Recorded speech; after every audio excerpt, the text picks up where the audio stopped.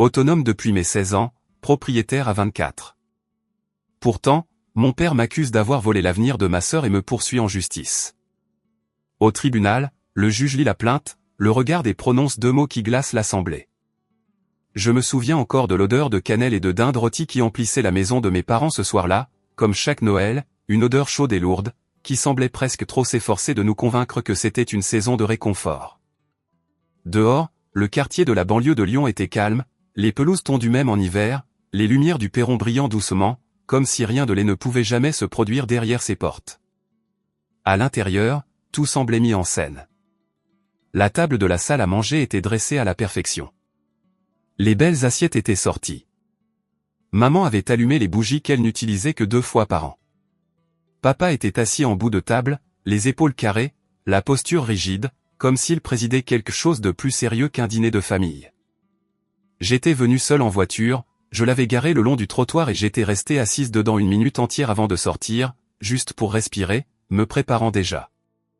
J'avais 33 ans ce Noël-là, et pourtant, je me sentais encore comme une enfant entrant dans une salle d'examen sans avoir révisé. Mon pavillon n'était qu'à 20 minutes de là. Le premier logement dont j'avais été propriétaire, celui que j'avais acheté avec mes propres économies après des années de travail, de budget serré et de refus de choses que d'autres considéraient comme acquises. Papa le savait. Maman le savait. Chloé le savait aussi. Ma sœur cadette était déjà assise quand je suis arrivé, les cheveux bouclés, son pull soigneusement choisi, souriant poliment à tout le monde. Elle avait l'air nerveuse, comme toujours en présence de papa, comme si elle attendait de savoir si elle avait réussi ou échoué sans même connaître les questions du test. Nous nous sommes serrés dans les bras. C'était rapide, maladroit, familier. Le début de la soirée s'est déroulé comme d'habitude. Des conversations futiles qui effleuraient la surface.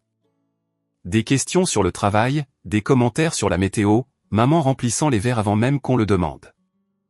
Alain, mon père, se raclait la gorge toutes les quelques minutes comme s'il avait quelque chose d'important à dire, mais attendait le bon moment. Je sentais la tension monter. De la même manière qu'on sent la pression atmosphérique changer avant un orage. Chaque tintement d'argenterie semblait plus fort qu'il n'aurait dû. Chaque rire sonnait forcé. Le dîner lui-même s'est bien passé, si, bien, signifie calme et prudent. Papa a parlé du voisinage, d'une maison au bout de la rue qui s'était vendue récemment. Il faisait toujours ça, gardant une trace mentale de la vie des autres, des biens des autres. Chloé hochait la tête au bon moment. Moi, j'écoutais surtout. J'avais appris il y a des années qu'écouter était plus sûr, moins visible, moins susceptible d'attirer les foudres. C'est arrivé juste après le dessert. Les assiettes à dessert étaient encore sur la table, avec des parts à moitié mangées de tarte tatin et de fondant au chocolat, des miettes éparpillées sur la nappe. Une tante s'est penchée en avant, souriante, et a dit qu'elle avait entendu dire que j'avais acheté mon logement jeune. Elle a dit que c'était impressionnant, surtout de nos jours, et a demandé comment j'avais réussi. C'était dit gentiment. Je le sais maintenant, mais l'atmosphère de la pièce a changé au moment où les mots ont quitté sa bouche. J'ai vu papa se raidir. Je l'ai senti avant même qu'il ne parle. Il a posé sa fourchette lentement. Il m'a regardé, non pas avec fierté, non pas avec curiosité, mais avec quelque chose de tranchant et de calculateur. Il a commencé à parler d'ordre, de la façon dont les familles fonctionnent le mieux quand les gens connaissent leur place. Il a dit, tout le monde n'a pas le droit de passer en premier. Que certaines personnes doivent attendre leur tour. Le mot « tour » a pesé lourdement sur ma poitrine. J'en avais entendu des variations toute ma vie, mais jamais dit aussi ouvertement. Maman lui a jeté un coup d'œil, mais n'a rien dit. Chloé fixait son assiette. Puis papa s'est levé. J'aimerais pouvoir vous dire que je l'ai mal compris. Que j'ai mal entendu, que le stress ou l'émotion a tordu ce moment dans ma mémoire. Mais ce n'est pas le cas. Il m'a pointé du doigt directement, à travers la table, devant tout le monde, et a dit que j'avais volé l'avenir de ma sœur. Il l'a dit clairement, sans hésitation, comme si c'était un fait sur lequel tout le monde dans la pièce s'était déjà mis d'accord. Il a dit que j'avais pris de l'avance alors que j'aurais dû attendre, qu'en achetant ma maison la première, j'avais ruiné les chances de Chloé, que j'avais brisé quelque chose d'important dans cette famille. La pièce est devenue silencieuse, pas de ce silence paisible, mais de celui où l'on peut entendre son propre cœur battre dans ses oreilles. J'ai senti une bouffée de chaleur monter le long de mon cou et jusqu'à mon visage. Mes mains sont devenues engourdies. Je me souviens avoir pensé, ça ne peut pas arriver. Pas comme ça. Pas ici. Personne n'a dit un mot. Personne ne m'a défendu. Quelqu'un a bougé sur sa chaise. Une cuillère a tinté contre une assiette. C'était tout. Je n'ai pas pleuré. Pas à ce moment-là. Je suis restée assise là, à regarder papa, essayant de comprendre comment le même homme qui m'avait appris à tenir un compte en banque et à être ponctuel pouvait me regarder comme si j'étais une menace. À cet instant, il est devenu douloureusement clair que ma réussite n'était pas quelque chose à célébrer. C'était quelque chose à gérer, à contrôler, à punir. En écoutant ceci, je ne peux m'empêcher de me demander où vous êtes en ce moment. Pour moi, cela s'est passé à la table de la salle à manger de mon enfance, fixant les mêmes veines du bois que j'avais connues depuis toujours. Réalisant qu'elles ne me semblaient plus sûres. Si quoi que ce soit de tout cela résonne en vous, j'espère que vous resterez avec moi et partagerez vos pensées au fur et à mesure. J'ai repoussé ma chaise lentement. Je n'ai pas discuté. Je n'ai pas élevé la voix. Il n'y avait rien à dire qui aurait compté. Je sentais quelque chose se refermer en moi, comme une porte qui se verrouille enfin après avoir été laissée ouverte trop longtemps. J'ai dit à maman que je partais. Elle a tendu la main comme pour toucher mon bras, puis s'est retenue. Alain n'a pas détourné le regard. Chloé n'avait toujours pas levé la tête. L'air froid dehors m'a frappé le visage comme une gifle. J'ai marché jusqu'à ma voiture en pilote automatique, le bruit de mes bottes crissant doucement sur le gravier de l'allée. Je me suis assise au volant et j'ai regardé droit devant moi, les mains agrippant le volant si fort que mes jointures me faisaient mal.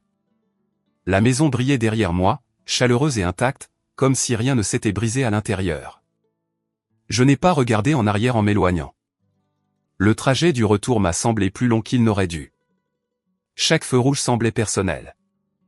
Chaque panneau de rue familier me rappelait que j'avais grandi ici, construit ma vie ici, et que pourtant, je n'y avais pas ma place. Quand je suis arrivé à mon pavillon, je suis resté assise dans l'allée un moment avant d'entrer. Cet endroit était à moi. Chaque mur, chaque latte de plancher, chaque coin tranquille existait parce que j'avais travaillé pour cela. J'ai déverrouillé la porte, suis entré dans le silence et l'ai laissé m'envelopper. C'était la première fois de la soirée que je sentais que je pouvais respirer. J'ai ressassé les mots de papa encore et encore, essayant de leur donner un sens. Un avenir volé. Comme si l'opportunité était un gâteau avec une seule part. Comme si mes années d'épargne et de sacrifice avaient en quelque sorte enlevé quelque chose à Chloé au lieu de construire quelque chose pour moi-même. Comme si l'amour et le soutien étaient des ressources limitées qu'il fallait rationner stratégiquement. Ce qui faisait le plus mal n'était pas l'accusation elle-même. C'était la prise de conscience sous-jacente. Alain n'avait jamais vu mon indépendance comme une force. Il l'avait vue comme une permission. La permission de me donner moins. La permission d'attendre plus. La permission de traiter mes réussites comme optionnelles, dispensables, et maintenant, apparemment, nuisibles. Cette nuit-là, je n'ai pas beaucoup dormi. Je suis resté au lit à penser à toutes les fois où l'on m'avait dit que je me débrouillais bien toute seule. Toutes les fois où j'avais cru que cela signifiait quelque chose de bon, de fort, de capable, de fiable. J'ai compris alors que pour papa, cela avait signifié tout autre chose. Au matin, mon téléphone était silencieux. Pas d'excuses, pas d'explications, pas de suivi, juste le silence. C'était lourd, mais c'était aussi honnête. Pour la première fois, j'ai cessé d'essayer de le traduire en quelque chose de plus aimable. Je ne savais pas encore que ce dîner n'était que le début. Je ne savais pas que d'ici une semaine, ce doigt accusateur se transformerait en quelque chose de beaucoup plus froid et plus officiel. Mais alors que je me tenais dans ma cuisine, le café refroidissant dans ma tasse, la lumière du soleil entrant par mes propres fenêtres, j'ai eu une pensée étrange et troublante. Si papa était prêt à m'accuser comme ça devant tout le monde, il n'y avait aucune limite à jusqu'où il pourrait aller pour protéger la version de l'avenir qu'il avait déjà décidé appartenir à quelqu'un d'autre. Et c'est à ce moment-là que j'ai réalisé qu'il ne s'agissait plus seulement de famille. Il s'agissait de contrôle.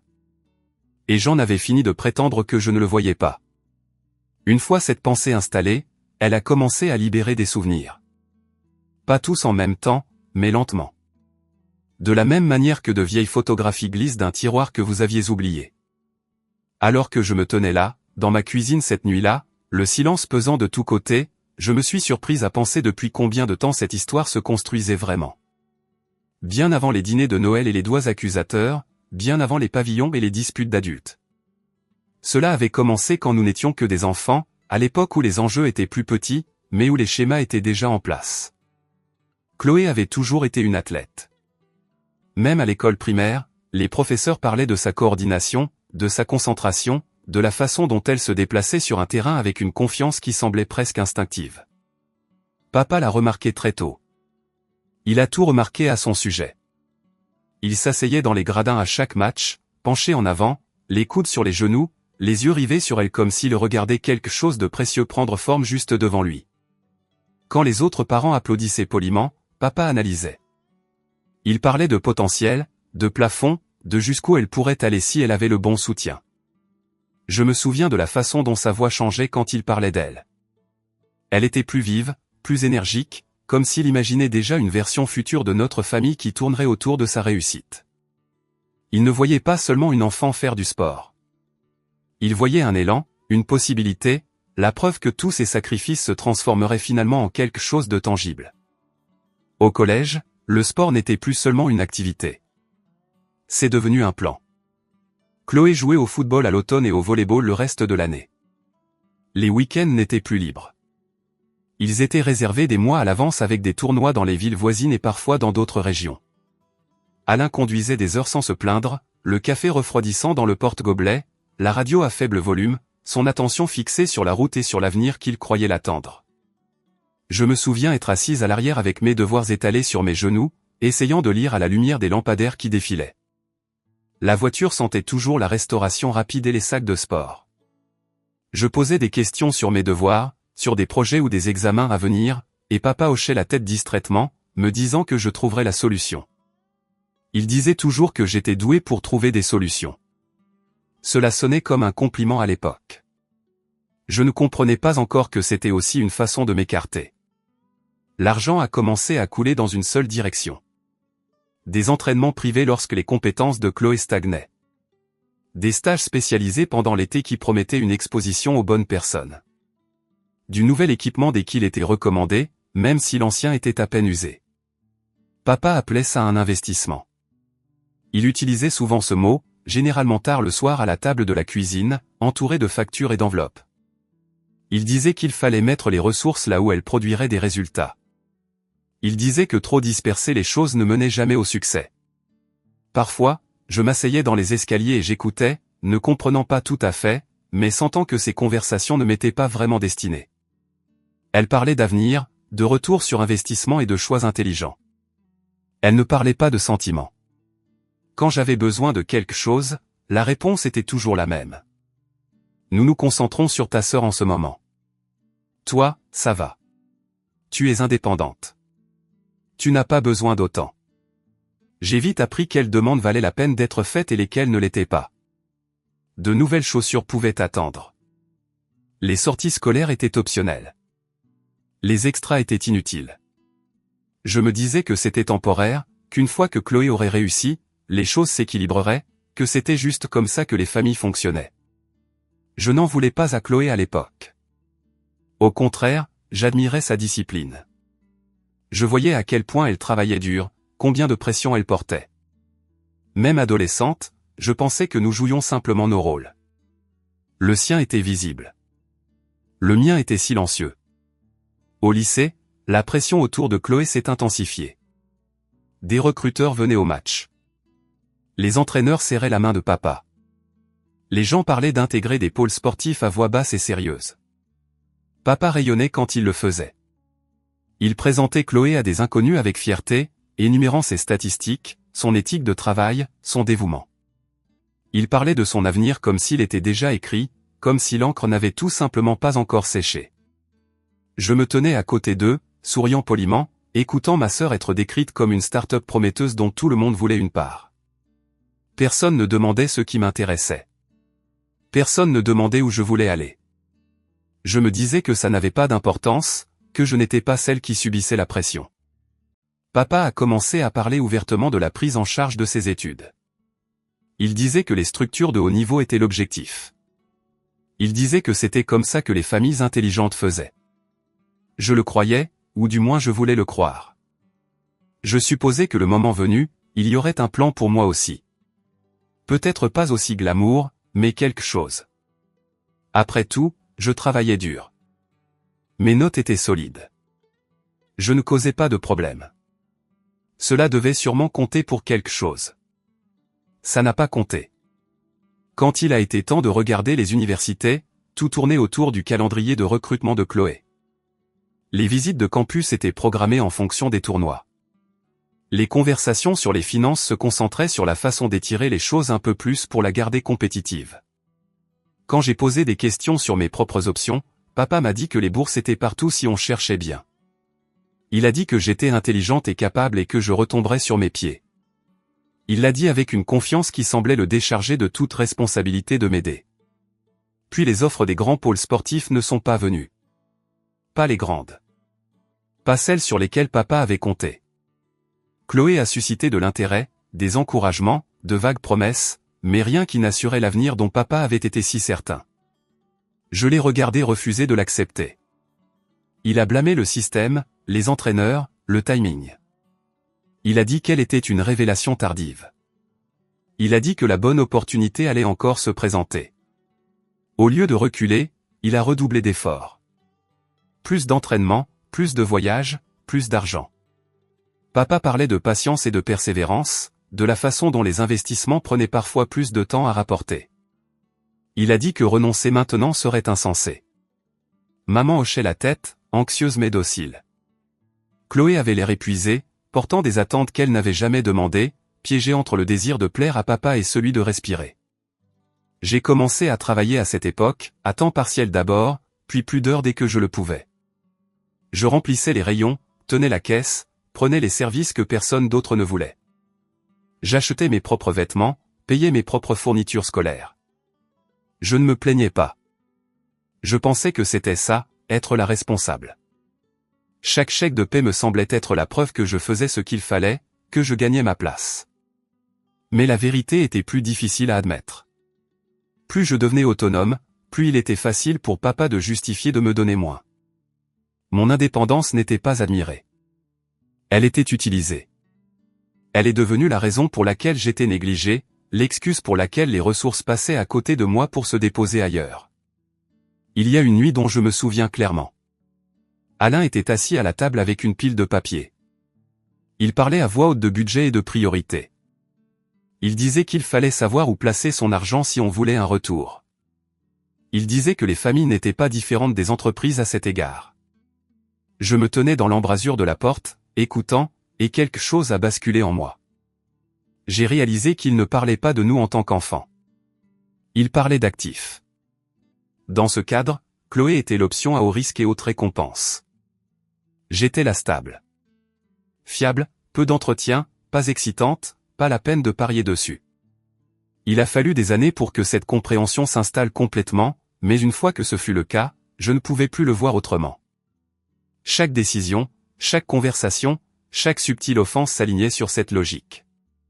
Papa n'avait pas choisi Chloé parce qu'il l'aimait plus. Il l'avait choisie parce qu'il croyait qu'elle rapporterait. Et j'avais été mise de côté parce que je m'appartenais déjà. Debout dans ma cuisine cette nuit-là après Noël, cette prise de conscience semblait plus lourde que n'importe quelle accusation. Je n'avais rien volé à ma sœur. J'avais simplement refusé de rester assez petite pour protéger un investissement qui n'était jamais destiné à m'inclure. Je me suis versé un verre d'eau et me suis appuyé contre le comptoir, laissant les souvenirs aller et venir. Il y avait de la tristesse, oui, mais aussi de la clarté. Pour la première fois, je comprenais les règles du jeu auquel j'avais joué sans jamais y avoir consenti. Et une fois que vous comprenez les règles, vous pouvez enfin décider si vous êtes prêt à continuer à jouer. Pour moi, cette décision avait été prise bien avant que je sache que je la prenais. J'ai commencé à travailler à 16 ans. Pas parce que quelqu'un m'a dit que je devais le faire, mais parce que compter sur moi-même me semblait plus sûr que d'attendre un soutien qui ne viendrait peut-être jamais. L'indépendance n'était pas de la rébellion. C'était une assurance. Mon premier emploi était dans une petite supérette non loin de chez nous. Le genre d'endroit où les allées sont étroites et les mêmes clients viennent chaque semaine. Je travaillais le soir après l'école et de longues heures le week-end. Emballer les courses, nettoyer les comptoirs, réapprovisionner les rayons, apprendre à sourire même quand mes pieds me brûlaient et ma tête me lançait.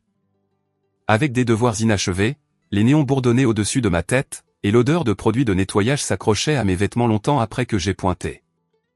La paix était modeste, à peine assez pour sembler significative. Mais elle était à moi. Cela comptait plus que je ne pouvais l'expliquer à l'époque.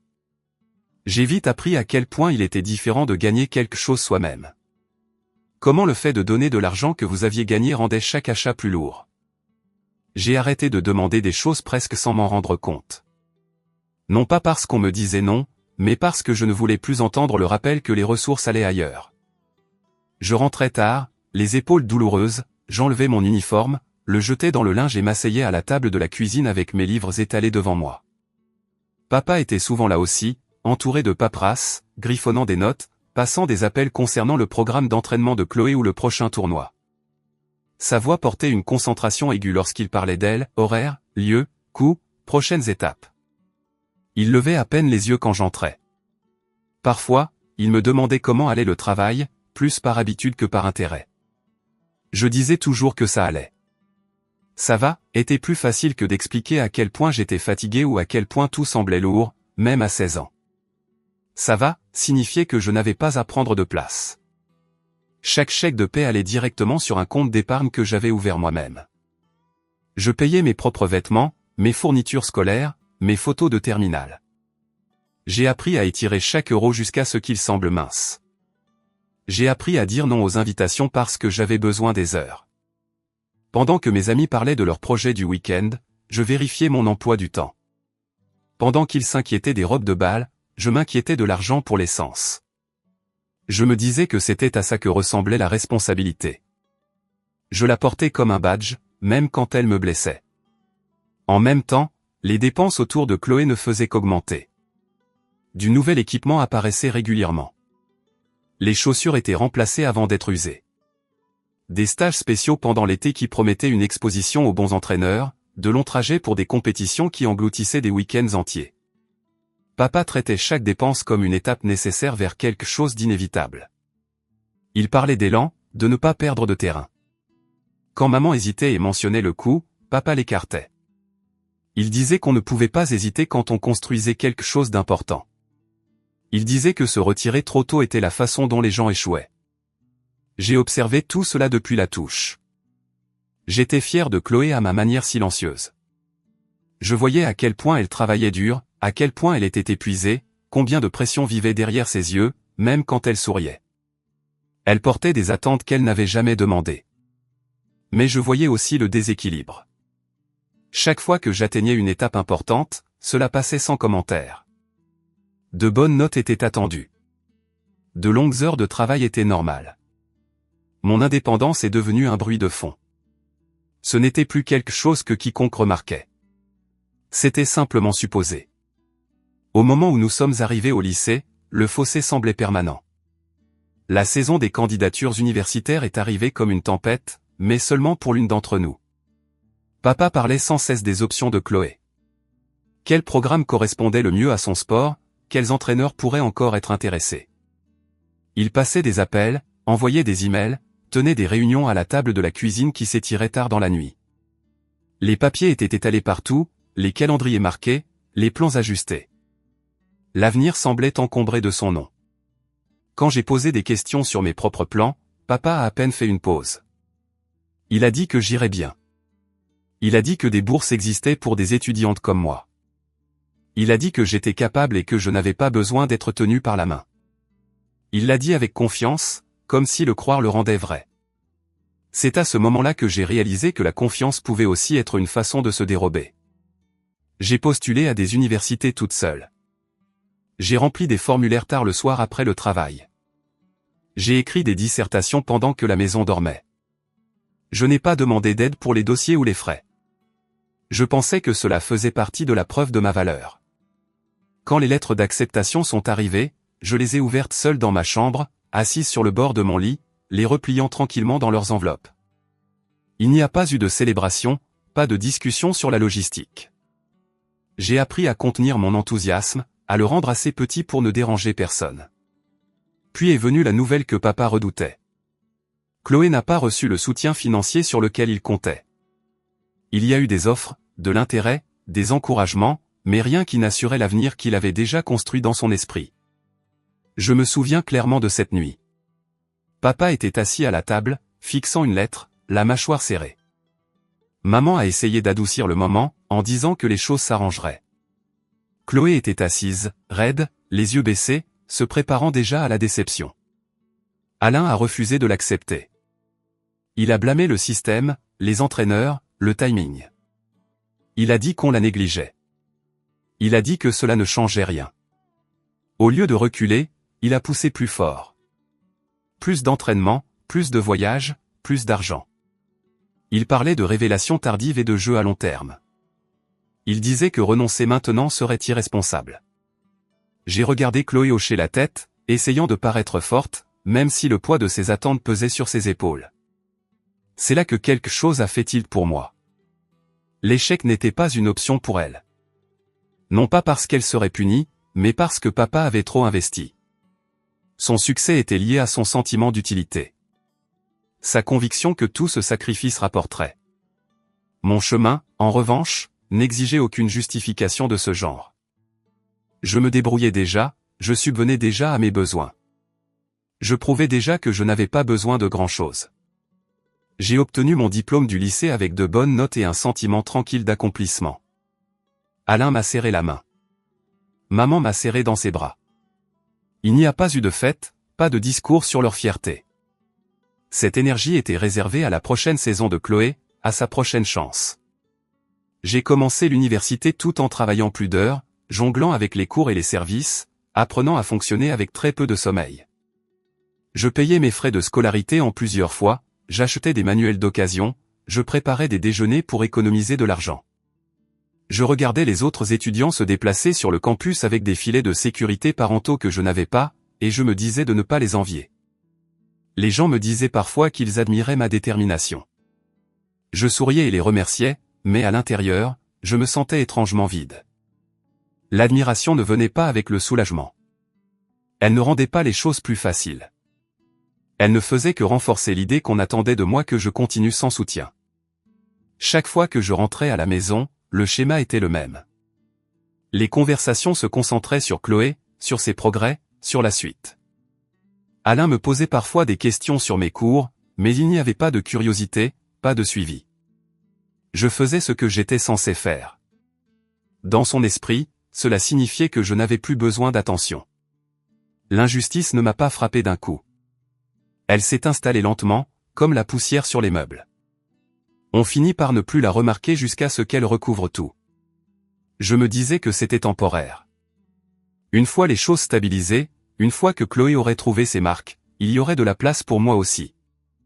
Mais la place n'est jamais venue. Quand Chloé a finalement accepté une offre universitaire sans le soutien financier que papa voulait, il a présenté cela comme une pause stratégique.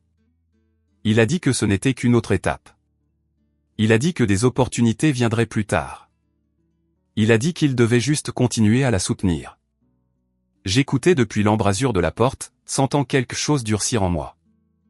J'ai alors réalisé qu'il y aurait toujours une raison, toujours un autre investissement, toujours une autre excuse. J'ai terminé mes études tout en travaillant presque à plein temps. J'ai assisté à ma remise de diplôme avec un sentiment de soulagement plutôt que de célébration. Papa n'est pas venu. Il a dit qu'il avait un conflit d'horaire. Maman a pris des photos. Chloé a envoyé un texto de félicitations entre deux entraînements. C'était tout. Le prix de mon indépendance n'était pas seulement l'épuisement ou les expériences manquées. C'était la lente compréhension qu'aucun effort ne me vaudrait jamais la même considération. Je n'échouais pas. Je réussissais d'une manière qui ne correspondait pas au modèle de papa. La nuit où j'ai pleinement compris cela, je me suis assise seule dans mon petit appartement, entouré de meubles de seconde main et de vaisselle dépareillée, et j'ai ressenti deux choses à la fois. La fierté de ce que j'avais construit de mes propres mains, et la tristesse pour la reconnaissance qui ne viendrait jamais de la seule personne dont je l'avais inconsciemment espéré.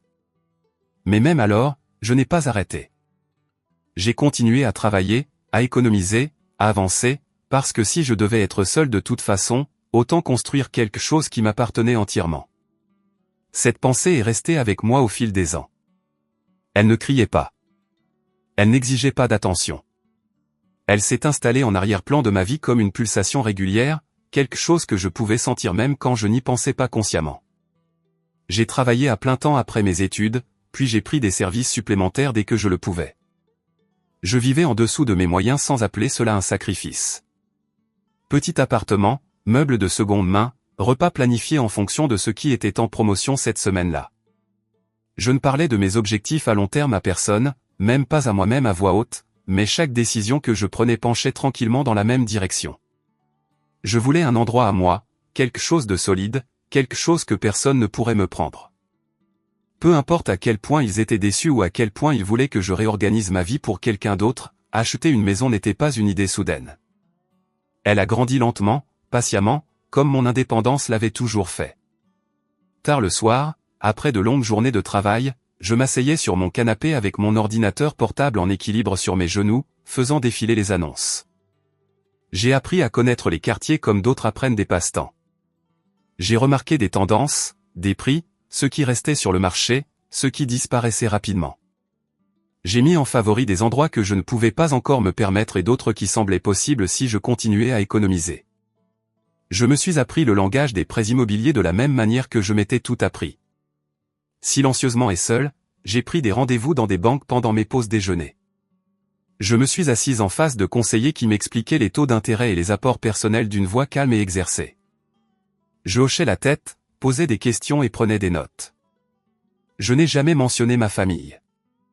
Je n'ai jamais présenté cela comme un rêve. Je l'ai traité comme un plan, parce que les plans semblaient plus sûrs que les espoirs. Il y a eu des moments où le doute s'est insinué. Des nuits où je me demandais si j'étais imprudente, si je devais attendre, si je devais rester flexible au cas où mes parents auraient besoin de moi. Cette pensée surgissait automatiquement, comme un vieux réflexe. Puis je me souvenais de chaque fois où attendre avait seulement signifié être oublié. Quand j'ai finalement trouvé le pavillon, il n'avait pas l'air impressionnant. Pas de la manière que les gens imaginent quand ils parlent d'acheter un bien immobilier. Extérieur en briques, escaliers étroits, 2 chambres qui semblaient modestes plutôt que grandioses. Une petite terrasse clôturée au lieu d'un jardin. Mais au moment où je suis entré, quelque chose dans ma poitrine s'est desserré. La lumière dans le salon entrait douce et constante par les fenêtres. Le quartier était calme, pas vide, juste paisible, assez proche du travail pour être pratique, assez loin de tout le reste pour sentir comme une frontière. Je l'ai parcouru lentement, pièce par pièce, imaginant des meubles, imaginant des matins, m'imaginant déverrouiller la porte à la fin de la journée et sachant que tout ce qui attendait de l'autre côté m'appartenait. Pas d'explication, pas de négociation, pas de justification. Le jour où j'ai signé les papiers, mes mains tremblaient un peu. Pas de peur, mais à cause du poids de l'instant, des années d'épargne, des années de retenue, des années à me dire non, m'avaient mené à ce moment.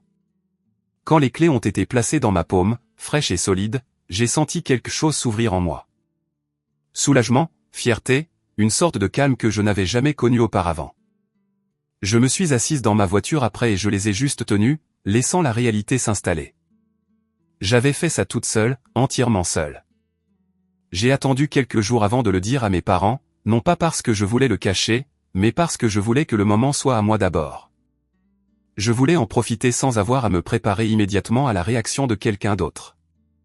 Quand je leur ai dit, c'était pendant un dîner, de manière décontractée, terre à terre. J'ai dit que j'avais acheté un logement et que j'allais bientôt emménager. Papa n'a pas souri. Il s'est penché en arrière sur sa chaise, les bras croisés sur sa poitrine, les yeux se plissant légèrement. Il a demandé comment j'avais réussi. J'ai expliqué simplement, épargne, planification, un emploi stable.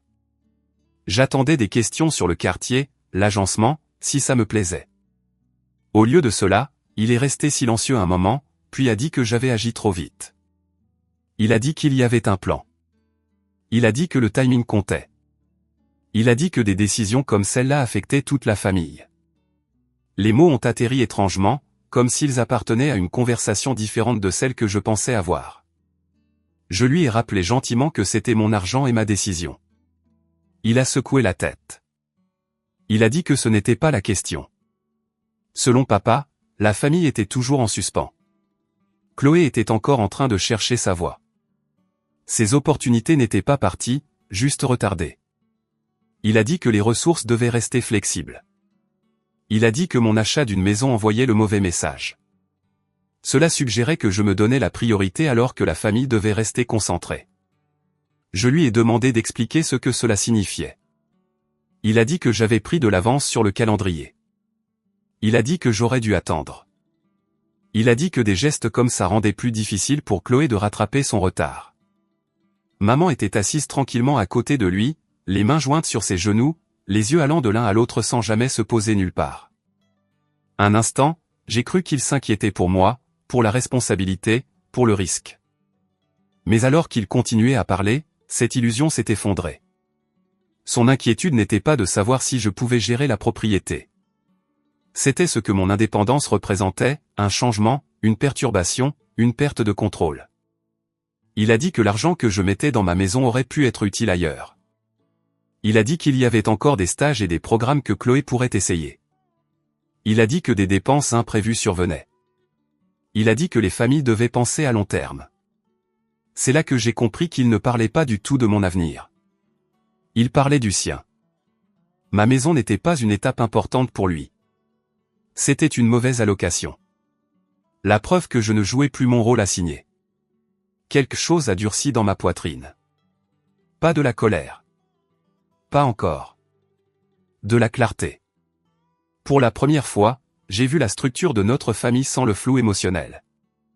Elle n'était pas construite sur l'équité ou l'attention. Elle était construite sur la stratégie, sur le retour, sur qui était censé livrer quelque chose de valeur. J'ai dit à papa que j'étais fier de ce que j'avais fait. Je lui ai dit que j'avais travaillé pour ça et que je le méritais. Il a de nouveau secoué la tête, la frustration brillant sur son visage. Il a dit que j'étais à courte vue. Il a dit que je ne comprenais pas la situation dans son ensemble. C'est à ce moment-là que tout a basculé. Je comprenais parfaitement la situation dans son ensemble. Elle ne m'incluait simplement pas. La conversation s'est terminée maladroitement.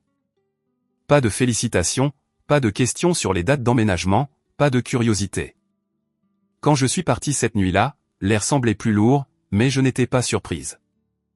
La réaction correspondait trop bien à un schéma qui avait façonné ma vie pendant des années. Emménager dans mon pavillon a été l'une des expériences les plus heureuses et les plus solitaires de ma vie. J'ai déballé les cartons lentement, plaçant chaque objet avec soin. J'ai peint les murs moi-même, choisissant des couleurs qui me semblaient calmes et ancrées. Je me suis assise par terre à manger des plats à emporter parce que je n'avais pas encore de table de salle à manger, et j'ai ri aux éclats de la simplicité de la chose. Cet espace ne me jugeait pas. Il ne mesurait pas ma valeur. Il ne me demandait pas d'attendre. Alain n'est pas venu le voir. Maman non plus. Chloé a envoyé un texto pour demander à quoi ça ressemblait.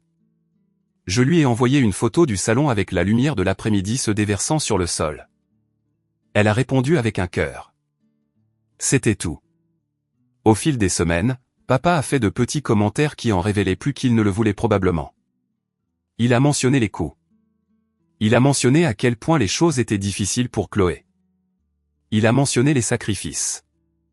Chaque remarque portait le même message sous la surface. Ma stabilité était gênante. Mon succès était prématuré. J'ai commencé à remettre en question des choses que je n'avais jamais remises en question auparavant. Y avait-il jamais vraiment eu de place pour moi dans leur vision de l'avenir? Mon rôle avait-il toujours été d'attendre tranquillement pendant que quelqu'un d'autre poursuivait un rêve en mon nom? Un soir, après un autre appel téléphonique tendu, je me suis assise sur les marches de ma terrasse et j'ai regardé le soleil plonger derrière les toits voisins. L'air était frais. La rue était calme. Les lumières du porche s'allumaient une par une. J'ai pensé à tout ce que j'avais construit sans permission et sans applaudissement. C'est alors que la vérité s'est finalement installée. Papa n'était pas en colère parce que j'avais acheté une maison. Il était en colère parce que j'étais sorti du système qu'il avait créé. J'avais fait un geste qu'il ne pouvait pas contrôler. Et ce faisant, j'avais exposé quelque chose qu'il ne voulait pas affronter. Je n'avais jamais été en retard. J'avais juste été sur un chemin différent, un qui ne servait pas son plan. Alors que la lumière s'estompait et que la soirée m'enveloppait, j'ai ressenti un étrange mélange de tristesse et de résolution. Je ne savais pas ce qui allait suivre. Mais je savais ceci, Quoi qu'il arrive, je ne pouvais pas retourner à prétendre que ma vie avait besoin d'approbation pour avancer. Et pour la première fois, cette pensée ne me faisait pas peur. Ce à quoi je ne m'attendais pas, c'était la rapidité avec laquelle la peur reviendrait sous une forme différente. Pas bruyante, pas dramatique, juste un coup discret qui a changé la forme de tout. C'est arrivé une semaine après Noël. Je me souviens clairement de la journée parce que rien n'en ressortait au premier abord. Un matin gris avec des nuages bas pressant contre les fenêtres. Mon café est resté intact sur le comptoir assez longtemps pour refroidir. Je travaillais de la maison, répondant aux emails, écoutant à moitié le bourdonnement régulier du chauffage qui s'allumait et s'éteignait. Cela ressemblait à une journée de travail ordinaire, le genre qu'on oublie dès qu'elle est terminée. Quand on a sonné à la porte, j'ai supposé que c'était une livraison. J'attendais une petite étagère. J'avais commandé quelque chose de simple, de sûr. Je me souviens avoir pensé à l'endroit où je la mettrais, si elle irait contre le mur du salon ou serait mieux dans la chambre d'amis. L'homme à la porte était poli et efficace. Il m'a demandé mon nom. Je l'ai confirmé. Il m'a tendu une enveloppe épaisse et m'a demandé de signer sur une petite tablette électronique. Je l'ai fait, distraite, déjà à moitié tournée vers l'intérieur de la maison. Il m'a remercié et s'est éloigné. J'ai fermé la porte et je suis resté là un moment avec l'enveloppe dans les mains, ressentant un malaise que je ne pouvais pas tout à fait situer. L'enveloppe semblait plus lourde qu'elle n'aurait dû. Je l'ai ouverte sur le comptoir de la cuisine. Le papier à l'intérieur était rigide et formel, du genre qui ne se plie pas facilement. Au début, les mots ne m'ont pas frappé. Le langage juridique a une façon de vider l'émotion du sens, de rendre tout distant et technique. J'ai parcouru des lignes sur la compétence, les réclamations et les dommages-intérêts. Mes yeux se déplaçaient sans comprendre. Puis j'ai vu le nom de papa, puis le mien, puis celui de Chloé. La pièce a semblé basculer légèrement, comme si mon équilibre avait changé alors que je n'avais pas bougé. J'ai agrippé le bord du comptoir pour me stabiliser et j'ai relu, plus lentement cette fois. Papa m'attaquait en justice. Pas de menace, pas d'avertissement, pas de discussion, une assignation. L'assignation déclarait que ma décision d'acheter mon pavillon avait causé un préjudice financier à ma sœur, qu'en agissant indépendamment et hors séquence, j'avais interféré avec ses opportunités futures, que je devais une compensation pour les dommages liés à la perte de potentiel et aux ressources familiales. Je me suis assise sur la chaise à la table, mes mouvements prudents, délibérés. Mes mains tremblaient maintenant, pas violemment, mais assez pour que je doive les presser à plat contre le bois pour les calmer. J'ai relu le document depuis le début, me forçant à absorber chaque mot. Chaque phrase semblait plus froide que la précédente. Ce n'était pas écrit avec colère. C'était écrit délibérément, soigneusement, comme si quelqu'un avait pris le temps de traduire le ressentiment en quelque chose d'officiel et d'irréversible. J'ai eu la nausée. La trahison n'est pas arrivée avec des cris ou des portes qui claquent. Cette fois, elle est venue imprimée sur du papier blanc, livrée par un inconnu, soutenu par l'autorité du système judiciaire. Papa n'avait pas appelé. Il ne m'avait pas prévenu. Il n'avait pas essayé de discuter. Il était allé directement voir un avocat. J'ai repensé au dîner de Noël, à la façon dont il m'avait pointé du doigt à travers la table, aux mots qu'il avait choisis. À l'époque, je m'étais dit que c'était émotionnel, un dérapage, quelque chose qui se calmerait avec le temps. Ceci prouvait le contraire. Cette explosion n'avait pas été la fin de quelque chose. C'était le début. Ce n'était pas un moment. C'était un plan. J'ai d'abord appelé maman.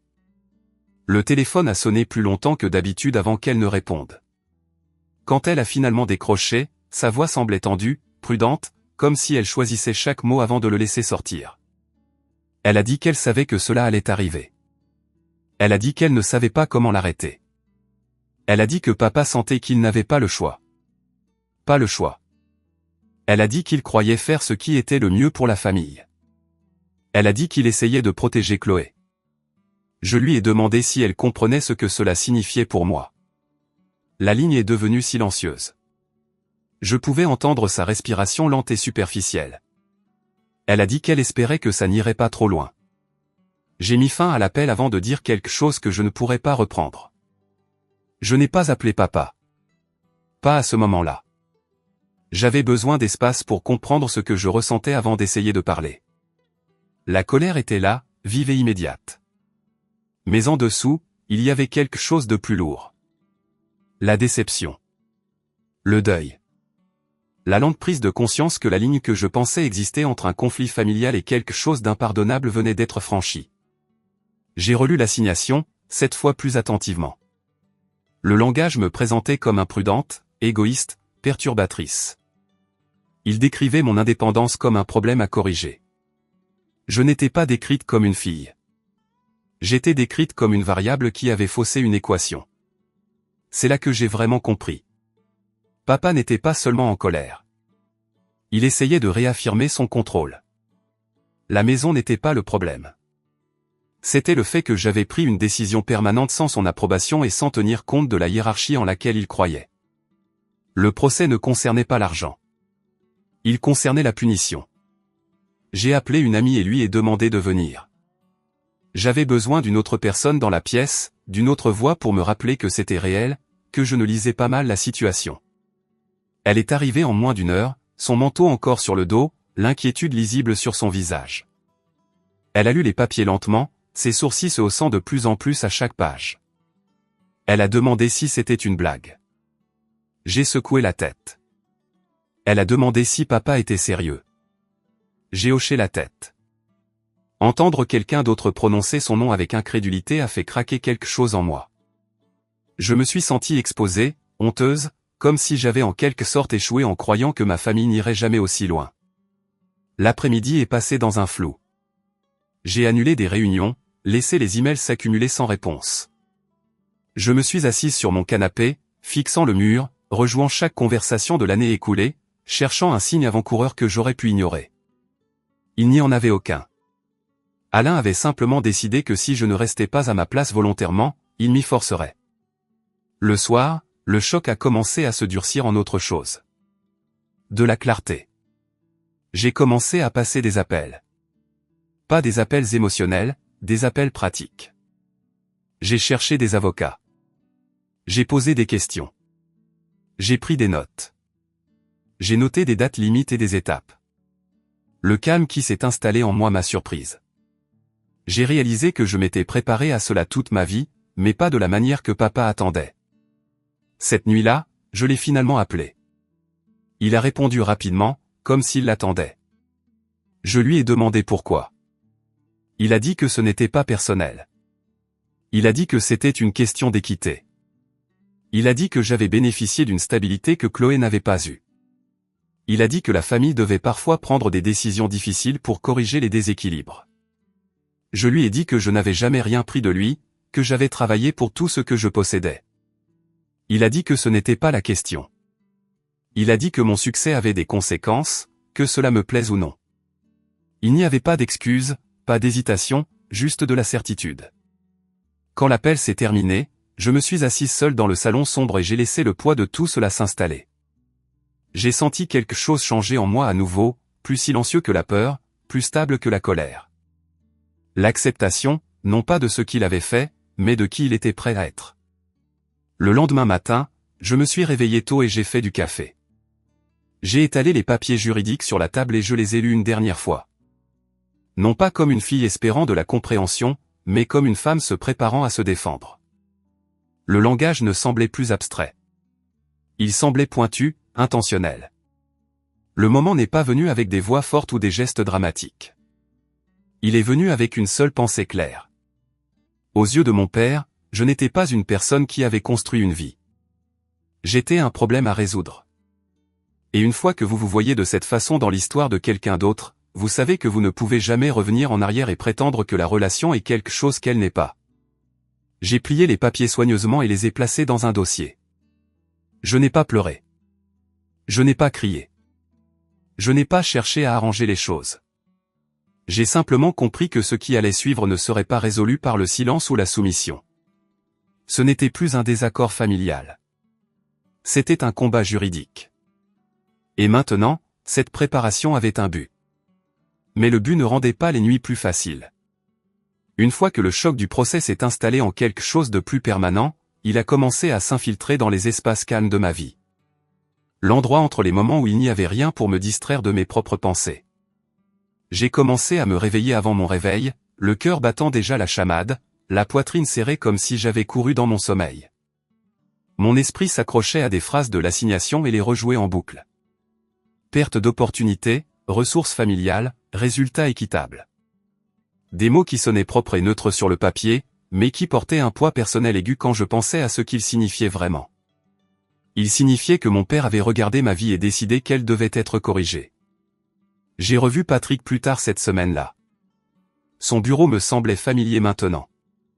Les mêmes œuvres d'art neutres sur les murs, le même professionnalisme tranquille. Cette fois, ces questions sont allées plus loin. Pas indiscrètes, juste précises d'une manière qui ne laissait aucune place à l'interprétation. Quand avais-je commencé à travailler? Combien d'heures par semaine? Quel type de revenu?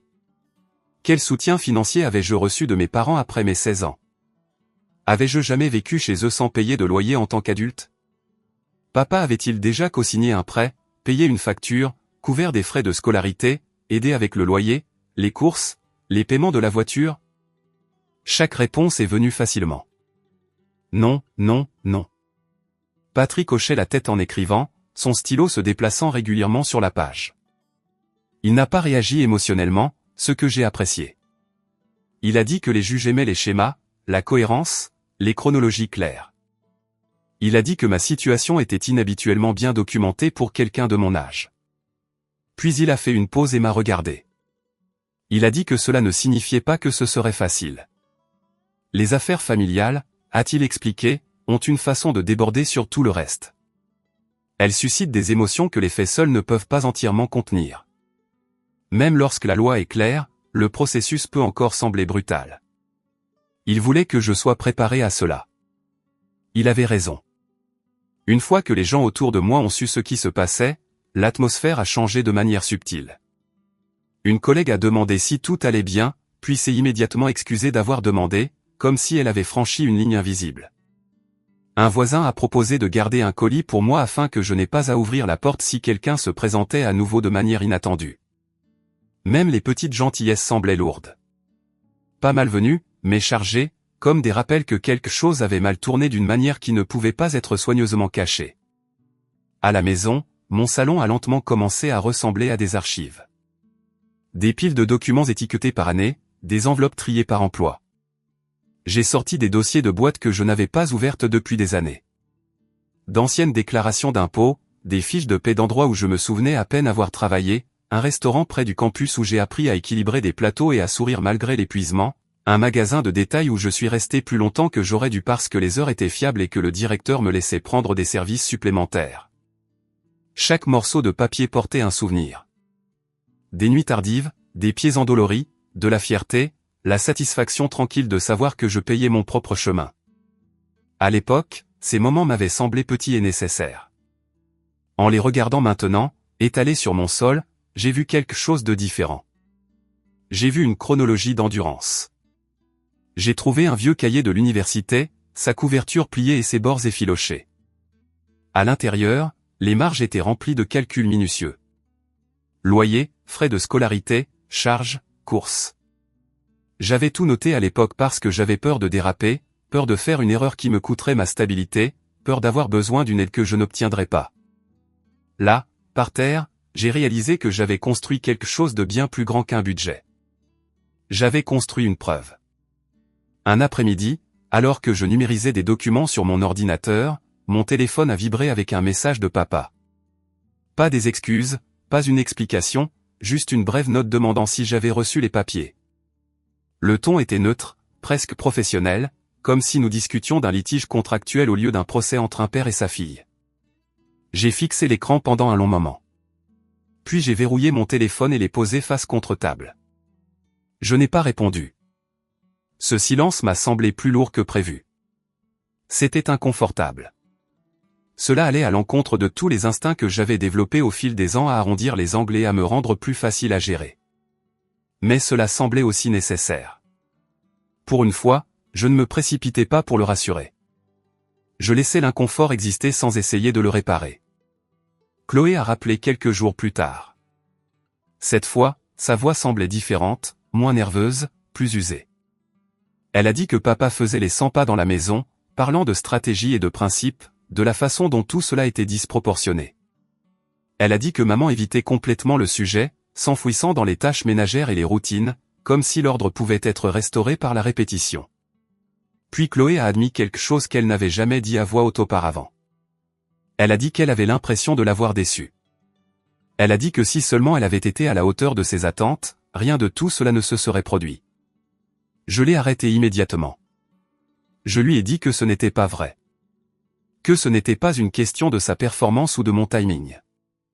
Que c'était une question du besoin de papa de contrôler les résultats et les gens, et qu'aucun succès n'aurait jamais été suffisant pour le satisfaire.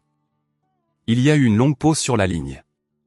Puis elle a dit quelque chose qui m'est resté longtemps après que nous ayons raccroché. Elle a dit qu'elle ne savait pas qui elle était sans ses plans. Je comprenais cela plus que je ne voulais l'admettre. De différentes manières, nous avions toutes les deux été façonnées par la même force, simplement poussées dans des directions opposées. On avait surinvesti en elle, on avait sous-investi en moi, mais aucune de nous n'avait été autorisée à simplement exister sans attente. À l'approche de la date d'audience, Patrick a commencé à me préparer à ce qui m'attendait.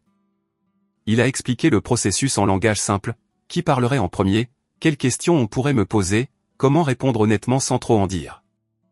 Il m'a rappelé que ce n'était pas une séance de thérapie. Ce n'était pas un endroit pour chercher de la validation. C'était un endroit pour présenter des faits. Il m'a dit de rester calme, de prendre mon temps, de me souvenir que ce n'était pas un référendum sur ma valeur en tant que fille. C'était plus facile à dire qu'à faire. La nuit, je répétais des réponses dans ma tête, pas des discours, juste des déclarations d'ancrage. Je subvenais à mes besoins. Je faisais mes propres choix. Je n'ai pas interféré avec les opportunités de qui que ce soit d'autre. Je les répétais jusqu'à ce qu'elles me semblent solides, comme quelque chose sur quoi je pourrais me tenir quand les émotions essaieraient de me faire perdre l'équilibre. Il y a eu des moments où le doute s'est insinué quand même. Des moments calmes et insidieux où je me demandais si j'aurais dû attendre, si j'aurais dû adoucir la nouvelle de la maison, si j'aurais dû être plus prudente avec mon indépendance, plus discrète, moins visible. Ces pensées se glissaient quand j'étais fatigué, quand la paperasse semblait interminable, quand le silence de mes parents semblait lourd. Mais ensuite, je regardais autour de moi dans ma maison, les meubles que j'avais choisis, les murs que j'avais peints moi-même, le calme qui y régnait, et je savais que me faire plus petite n'aurait pas sauvé cette relation. Cela n'aurait fait que retarder le règlement de compte. Un soir, en organisant un autre dossier, j'ai trouvé une carte que papa m'avait donnée il y a des années. De simples félicitations pour une promotion professionnelle. Pas de message à l'intérieur à part mon nom. Je me suis souvenu à quel point cette petite reconnaissance avait compté pour moi à l'époque. Combien peu il avait fallu pour que je me sente vu. J'ai tenu la carte un long moment, puis je l'ai remise dans la boîte et je l'ai refermée doucement. Cette version de l'espoir ne m'appartenait plus. La nuit précédant ma prochaine réunion avec Patrick, j'ai mal dormi. J'ai rêvé que j'étais dans une salle d'audience sans voix, des papiers éparpillés à mes pieds, tout le monde attendant que je parle. Je me suis réveillé avant l'aube, le cœur battant, et je me suis assise sur le bord de mon lit jusqu'à ce que la peur relâche son emprise. Quand le soleil s'est enfin levé, jetant une lumière pâle à travers la pièce, je me suis senti plus stable. Non pas parce que j'étais confiante quant à l'issue, mais parce que je savais qui j'étais. J'avais passé des années à me le prouver d'une manière que personne ne pouvait effacer. En m'habillant ce matin-là, j'ai aperçu mon reflet dans le miroir. J'avais l'air fatigué, plus âgé que je ne le sentais. Mais il y avait autre chose là aussi. De la résolution. Le genre discret qui ne s'annonce pas. Ce combat n'a jamais été celui que j'ai demandé, mais c'était un que j'étais prête à mener jusqu'au bout, parce qu'au fond, il ne s'agissait pas d'argent, de timing ou même d'équité. Il s'agissait du droit de vivre une vie qui n'exigeait pas de justification constante.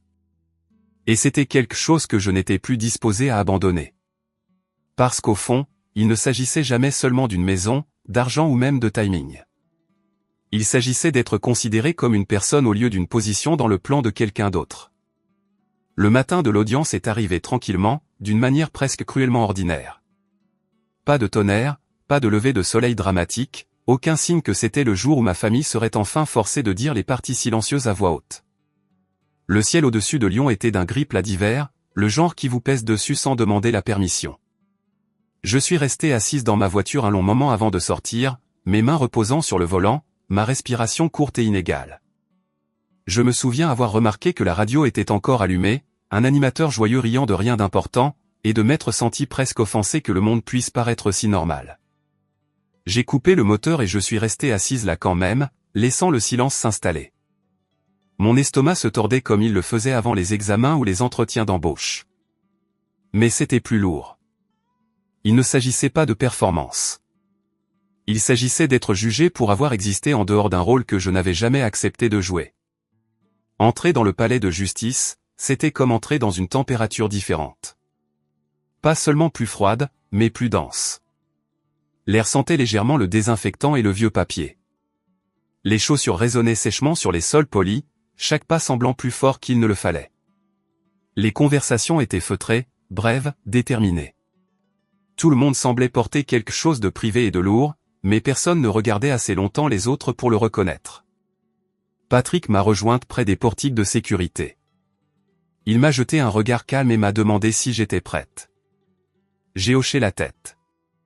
Même si, prête, n'était pas le mot juste. Ce que je ressentais, c'était de la résolution. Il y avait une différence. Prête implique la confiance. Résolu signifie que vous êtes prête à avancer même si ça fait mal. Nous avons passé la sécurité et avons attendu près de la salle d'audience. J'ai joint mes mains pour les empêcher de trembler. Patrick m'a rappelé tranquillement de respirer, de me tenir droite, de ne répondre qu'à ce qu'on me demandait. Sa voix était stable, rassurante. Je me suis accroché à cette stabilité. Papa est arrivé quelques minutes plus tard avec maman et Chloé.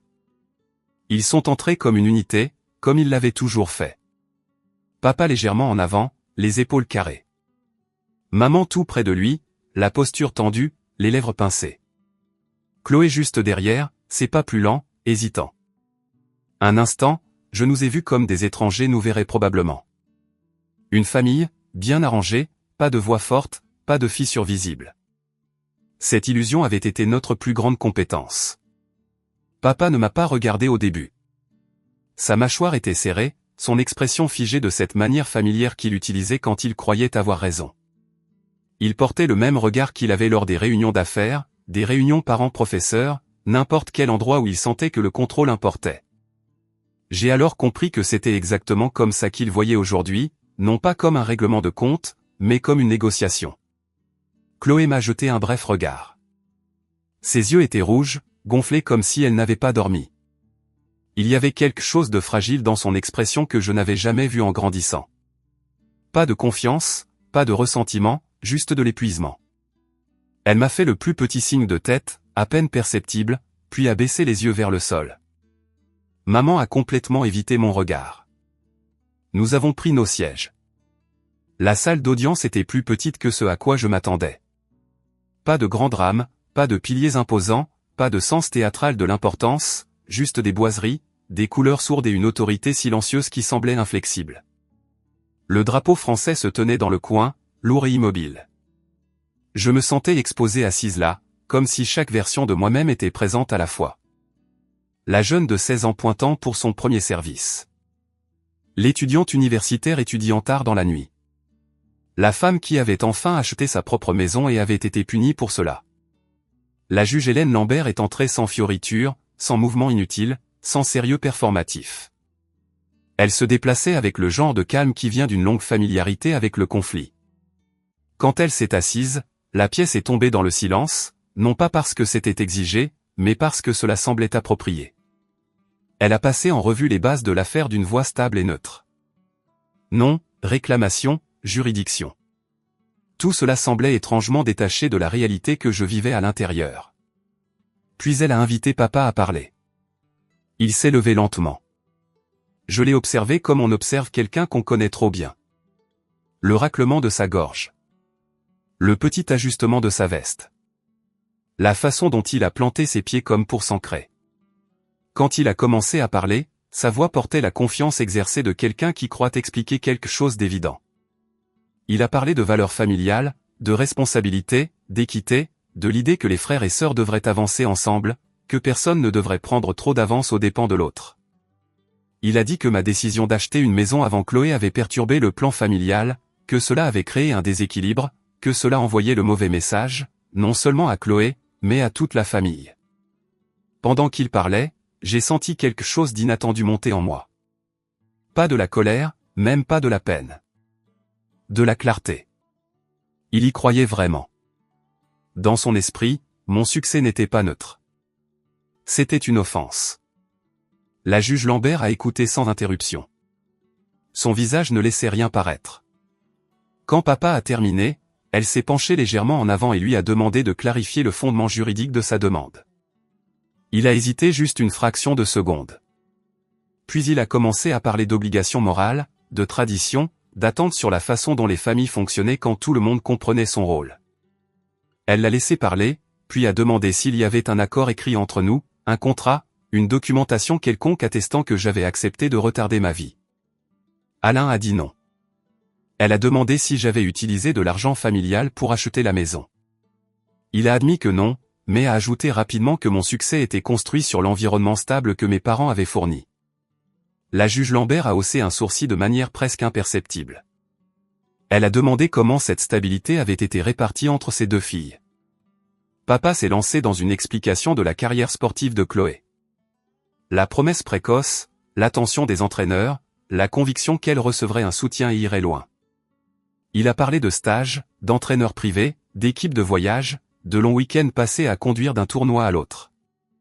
Il a présenté cela comme le soutien à l'enfant ayant le plus de potentiel. Le mot « investissement » n'a jamais été prononcé, mais il flottait dans l'air, lourd et sans équivoque. La juge Lambert lui a demandé directement s'il croyait que les enfants étaient des investissements. Papa s'est hérissé. Il a insisté sur le fait qu'il aimait ses deux filles, que l'amour et la stratégie n'étaient pas la même chose, que certains enfants avaient simplement besoin de plus de ressources. Elle a hoché la tête lentement, puis a demandé pourquoi ces ressources ne m'avaient jamais été offertes. Le silence qui a suivi a semblé physique, comme une pression s'accumulant derrière mes yeux. C'est alors que Madame Fournier a été appelée à la barre. La revoir semblait surréaliste. Elle avait été une présence si discrète dans mon adolescence, quelqu'un qui remarquait sans en faire un spectacle. Elle a marché à pas mesurés, sa posture droite, son expression composée. Quand elle a parlé, sa voix était calme, professionnelle, mais ferme. Elle a témoigné de mes années de lycée, de mes demandes d'orientation, des réunions auxquelles mes parents ont refusé d'assister, des notes dans ses dossiers indiquant que les ressources familiales étaient concentrées ailleurs. Elle a confirmé que j'avais travaillé tout au long de mes études et que je n'avais reçu aucun soutien financier de ma famille. Papa s'est agité sur son siège. La juge Lambert a demandé à Madame Fournier si elle avait observé du favoritisme. Elle a fait une pause, a choisi ses mots avec soin, puis a dit oui, que c'était évident même à l'époque, qu'elle l'avait documenté. Quelque chose dans ma poitrine s'est desserré. Pas du soulagement exactement, mais une libération. La vérité n'était plus quelque chose que je devais porter seul. Patrick a ensuite présenté mes dossiers. Fiche de paie, relevé bancaire, déclaration d'impôt, preuve d'indépendance s'étalant sur des années. Chaque document semblait être une autre partie de ma vie mise à nu sous les néons. J'ai regardé papa pendant qu'ils étaient présentés. Son visage s'est crispé. Il avait l'air confus, presque offensé, comme si ma préparation elle-même était un acte de trahison. Papa a eu une autre occasion de parler.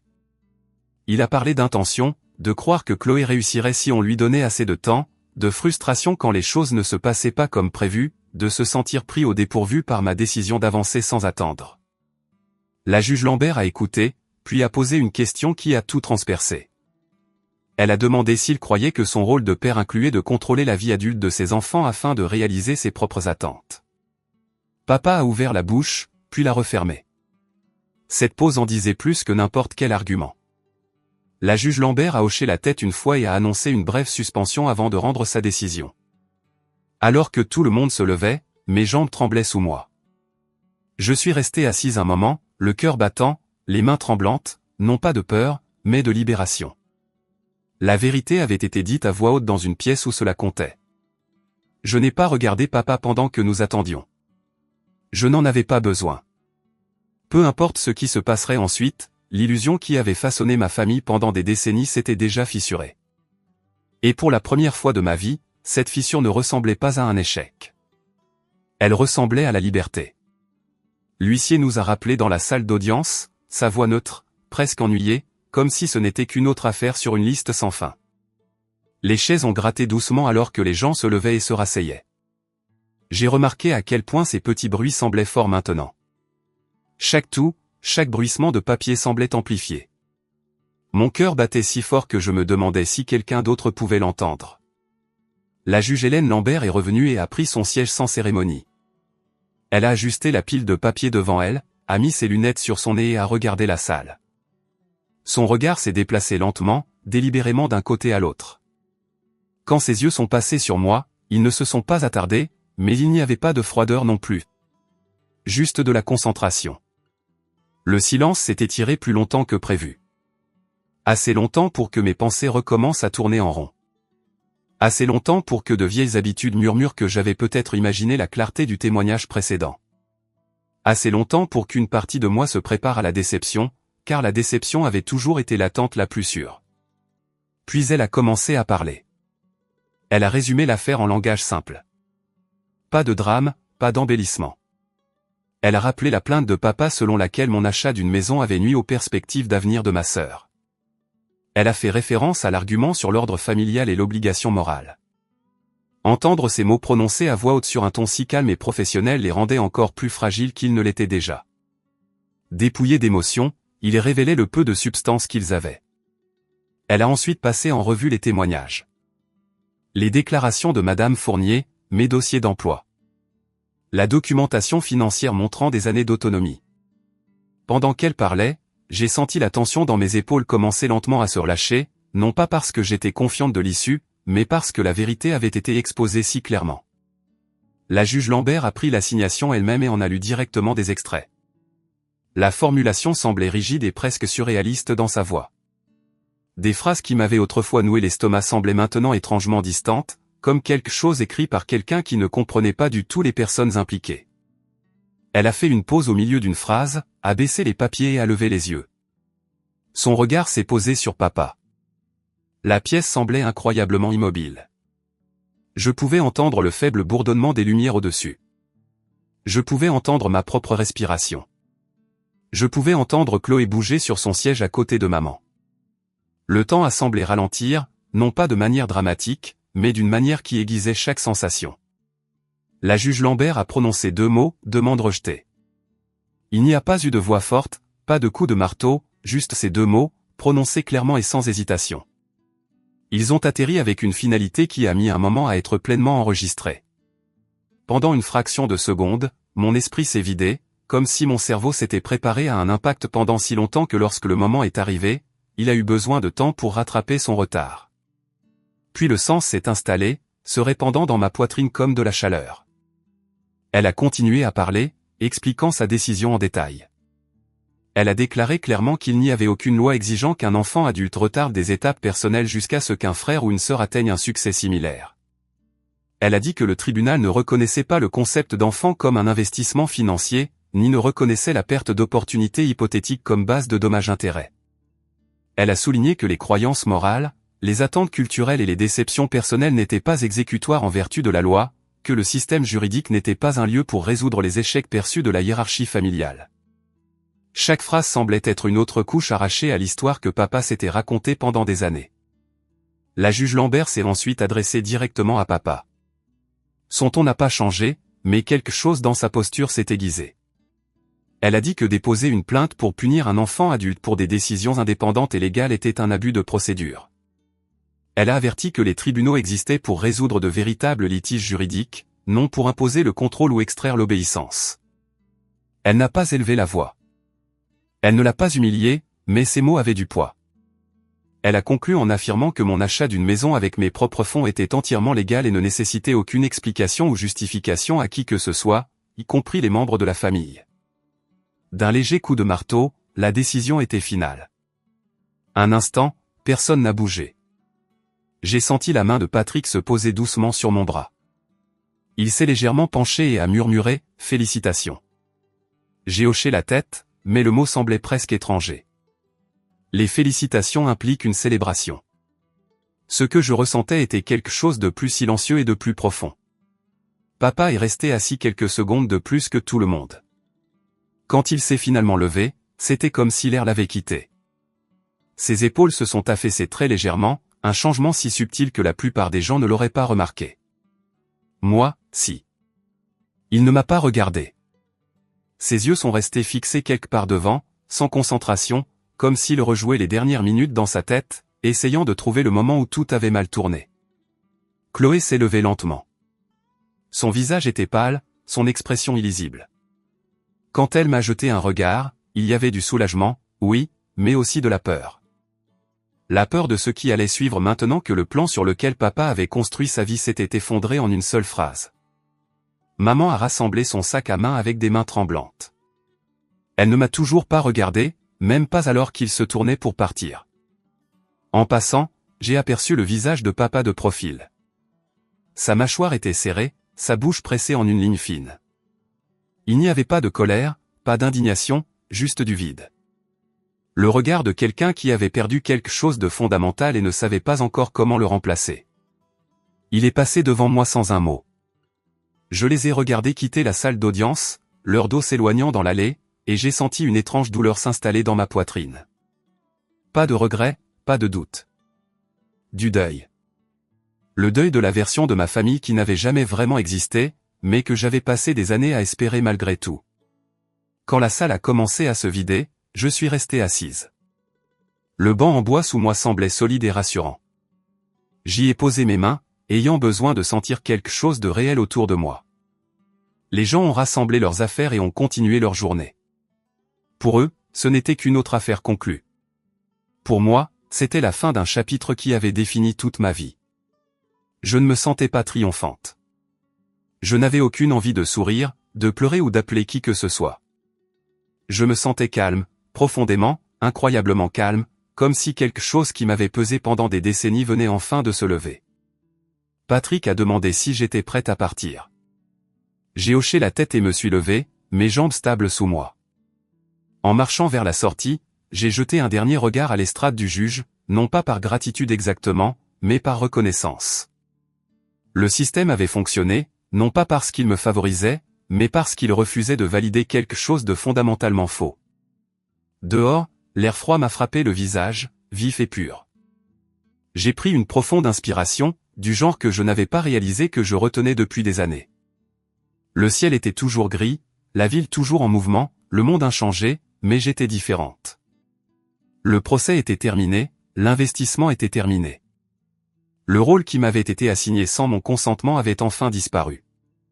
Alors que je me tenais sur les marches du palais de justice, mon manteau serré autour de moi, j'ai compris quelque chose avec une clarté totale. Gagner ne signifiait pas prendre quelque chose à ma famille. Et dans ce calme, je savais que j'étais prête pour tout ce qui allait suivre. Le silence après le verdict ne semblait pas vide. Il semblait intentionnel, comme la pause après une profonde respiration que vous ne saviez pas que vous reteniez depuis des années. Quand je suis rentré chez moi cette nuit-là, la maison a semblé m'absorber. Le grincement familier du plancher près de l'entrée. Le doux bourdonnement du réfrigérateur qui s'allumait et s'éteignait. La lumière du porche projetant une lueur douce, presque protectrice, à travers l'embrasure de la porte. Rien dans l'espace n'avait changé. Pourtant, tout en moi avait changé. J'ai accroché mon manteau au même crochet près de la porte et je suis resté là plus longtemps que nécessaire. Par le passé, rentrer à la maison après quelque chose de difficile s'accompagnait toujours d'un sentiment d'attente. Attendre que le téléphone sonne. Attendre la réaction. Attendre le jugement, la déception, ou des instructions sur ce que j'étais censé ressentir ensuite. Cette attente avait été un bruit de fond constant dans ma vie depuis aussi longtemps que je me souvienne. Cette fois, il n'y avait pas d'attente, juste de l'immobilité. Je me suis versé un verre d'eau et me suis appuyé contre le comptoir, laissant la fraîcheur du verre m'ancrer. Mes mains étaient stables.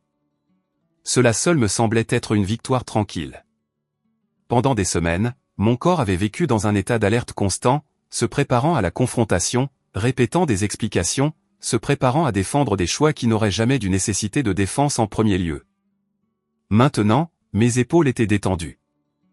Ma respiration entrait et sortait facilement. J'ai vérifié mon téléphone à nouveau, non pas par urgence, mais par curiosité. Quelques appels manquaient de numéros inconnus, probablement de la famille élargie, qui avait déjà entendu une version déformée de l'histoire. J'ai imaginé les chuchotements, les opinions formées sans contexte, les suppositions sur la loyauté et l'obéissance. Je n'ai ressenti aucune envie de corriger quoi que ce soit. J'ai posé le téléphone. Plus tard dans la soirée, le message de Chloé est arrivé. Elle écrivait lentement, prudemment, comme si chaque mot avait du poids. Elle a dit qu'elle avait rejoué l'audience dans sa tête, entendant papa parler de plans, d'investissement et d'ordre. Elle a dit qu'elle avait réalisé quelque chose qui l'effrayait plus que l'issue de l'affaire. Qu'on ne lui avait jamais permis d'échouer. Ni publiquement, ni en privé, ni même dans ses propres pensées. Elle a écrit que chaque faux pas avait été traité comme une menace. Une menace pour l'avenir que papa avait tracé pour elle bien avant qu'elle ne comprenne ce que cela signifiait. Elle a dit que lorsqu'elle n'avait pas obtenu le soutien espéré, elle avait eu l'impression d'avoir cassé quelque chose en lui. Que sa déception s'était transformée en pression et que cette pression était lentement devenue toute son identité. Elle a dit qu'elle ne savait plus où ses propres désirs s'arrêtaient et où ses attentes commençaient. En lisant ces mots, j'ai ressenti un mélange complexe d'empathie et d'épuisement. Je comprenais profondément sa douleur. Je la reconnaissais. J'en avais vécu une version parallèle, façonnée différemment, mais enracinée dans le même sol. En même temps, je sentais le poids de mes propres limites. J'ai répondu honnêtement. Je lui ai dit que je voyais à quel point cela avait dû être lourd, que personne ne devrait grandir en sentant que sa valeur dépendait d'un retour attendu par quelqu'un d'autre. Je lui ai dit qu'il était logique qu'elle se sente perdue maintenant que le plan s'était effondré. Et je lui ai dit doucement mais fermement que cet effondrement pourrait être le début de quelque chose de plus vrai. Puis j'ai tracé une ligne. Je lui ai dit que je n'allais pas m'excuser d'avoir acheté ma maison. Je n'allais pas débattre de si j'aurais dû attendre. Je n'allais pas accepter la responsabilité de décisions qui n'étaient jamais les miennes à gérer. Je lui ai dit que je l'aimais en tant que ma sœur, mais que j'en avais fini d'être celle qui se faisait plus petite pour que tout le monde puisse rester à l'aise. Quand j'ai appuyé sur envoyer, mon corps ne s'est pas tendu comme avant. Il n'y a pas eu de montée de peur, pas d'anticipation de réaction violente, juste de la certitude, calme et ancrée. Quelques minutes plus tard, mon téléphone s'est de nouveau allumé. Papa. J'ai regardé son nom briller sur l'écran. Un instant, la mémoire musculaire a pris le dessus. L'instinct de répondre immédiatement, d'écouter, d'expliquer, d'adoucir le moment avant qu'il ne puisse devenir aigu. Cet instinct avait été façonné sur des décennies, renforcé chaque fois qu'on me louait pour ma compréhension, pour ma facilité, pour ne pas compliquer les choses. J'ai laissé le téléphone sonner. Au fil des secondes, quelque chose de remarquable s'est produit. L'anxiété que j'attendais n'est pas arrivée. Ma poitrine ne s'est pas serrée. Mon estomac ne s'est pas noué. Au lieu de cela, j'ai ressenti un sentiment constant de justesse. Pas de défi, pas de colère, un alignement. Quand l'appel est allé à la messagerie vocale, j'ai posé le téléphone face contre table et je suis allé dans le salon. Maman a envoyé un message plus tard dans la nuit. Elle a dit qu'elle espérait que nous pourrions bientôt parler. Les mots étaient polis, prudents, retenus. Il n'y avait aucune reconnaissance de ce qui s'était passé.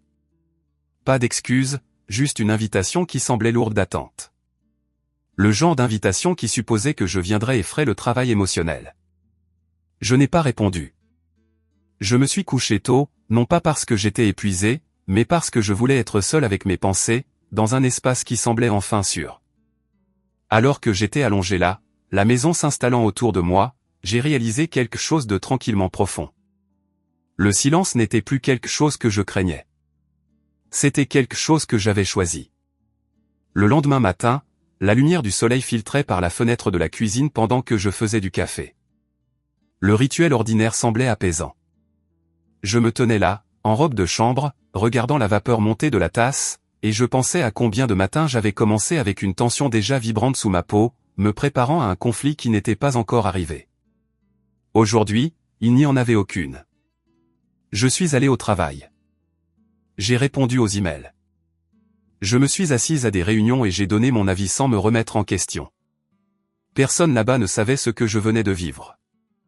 Et cet anonymat me semblait libérateur. Je n'étais pas une fille en conflit, pas une défenderesse, pas un problème à résoudre. J'étais simplement moi-même, compétente et capable, avançant dans ma journée.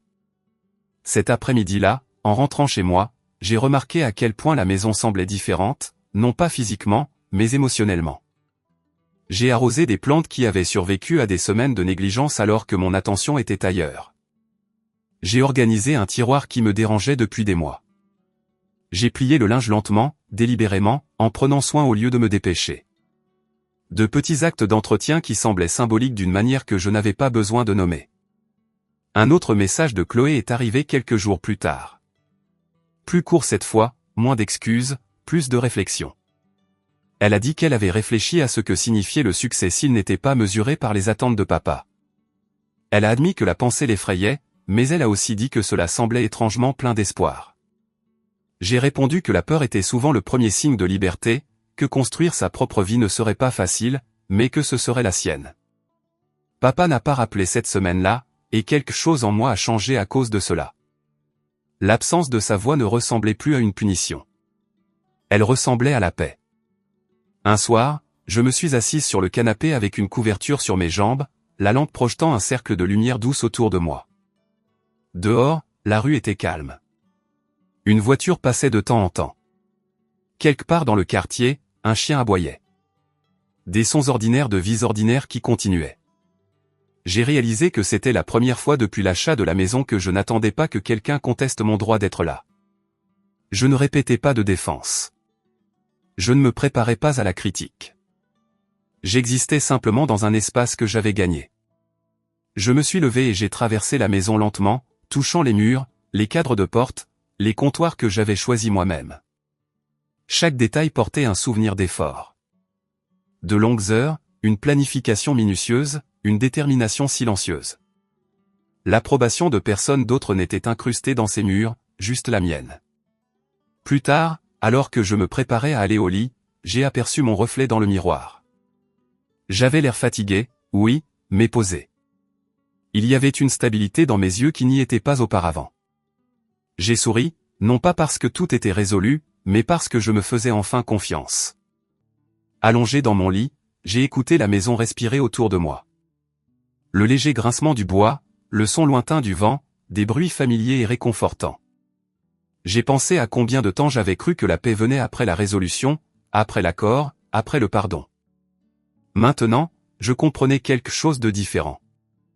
La paix venait des limites, du choix de ne pas s'engager dans des batailles qui exigeaient que je m'abandonne. D'accepter que tout le monde ne comprendrait pas mes choix et de décider que la compréhension n'était plus ma responsabilité. Alors que le sommeil m'emportait, j'ai ressenti quelque chose que je m'étais rarement autorisé à ressentir. La sécurité. Non pas parce que le monde était devenu plus gentil, mais parce que j'avais enfin cessé de donner du pouvoir à ceux qui me faisaient du mal. Et dans ce calme, je savais que le plus dur était passé. Le plus dur était de réaliser que rien d'autre n'avait besoin de se produire pour que ce chapitre de ma vie soit complet. Il n'y a pas eu de confrontation finale après le procès, pas d'excuses dramatiques, pas de moment où papa a soudainement compris tout ce qu'il avait fait de mal et m'a tendu la main les larmes aux yeux. La vie ne s'est pas terminée avec un joli nœud. Elle a simplement continué, et pour la première fois, j'ai continué avec elle sans attendre la permission.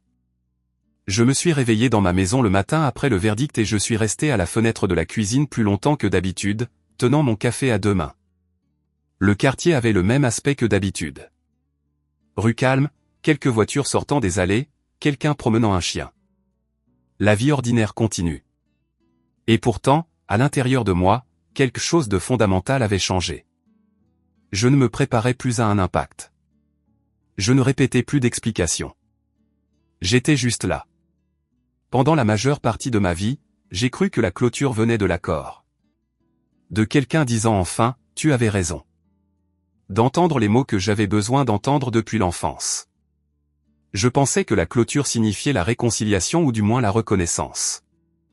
Mais debout seul dans cette cuisine, j'ai compris quelque chose de différent. La clôture venait du choix de ne pas continuer à rouvrir une blessure simplement parce que quelqu'un d'autre insistait qu'elle saignait encore. Mon esprit est revenu au dîner de Noël. La table bondée de visages familiers, l'odeur de la nourriture, le son de l'argenterie, le moment où papa m'a pointé du doigt et m'a accusé d'avoir volé l'avenir de ma sœur. Pendant des semaines, ces mots avaient résonné dans ma tête, vifs et implacables. Je les avais décortiqués, essayant de voir s'il y avait une part de vérité en eux. Il n'y en avait pas. Je n'ai volé l'avenir de personne. J'ai refusé de sacrifier le mien. Cette distinction importait plus que le verdict lui-même, plus que la décision du juge, plus que n'importe quel document tamponné et classé. C'était la vérité qui s'est finalement installée dans mes os. Chloé et moi sommes restés en contact léger après le procès. Pas le genre de conversation que les gens imaginent quand ils parlent de guérison. Pas de longues confessions émotionnelles. Pas de promesses de réparer le passé. Juste des échanges honnêtes et prudents. Elle m'a dit qu'elle commençait à réaliser à quel point sa vie avait été façonnée par des attentes qu'elle n'avait jamais choisies. Elle a admis qu'elle avait peur de décevoir papa si elle arrêtait de poursuivre la version du succès en laquelle il croyait. J'ai écouté. Je ne me suis pas précipité pour la rassurer. Je ne suis pas intervenu pour porter ce poids pour elle. Pour la première fois, je l'ai laissée s'asseoir avec ses propres sentiments sans essayer de les gérer. Et pour la première fois, elle ne m'a pas demandé de le faire. Papa est resté silencieux. Ce silence avait l'habitude de ressembler à une punition, au retrait de l'amour, à la preuve que j'avais échoué à un test tacite. Maintenant, il ressemblait à de la distance.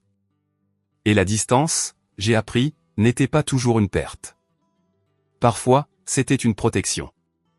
Maman a envoyé quelques messages courts, neutres, polis, soigneusement formulés, des invitations à parler sans aucune reconnaissance de ce qui s'était passé.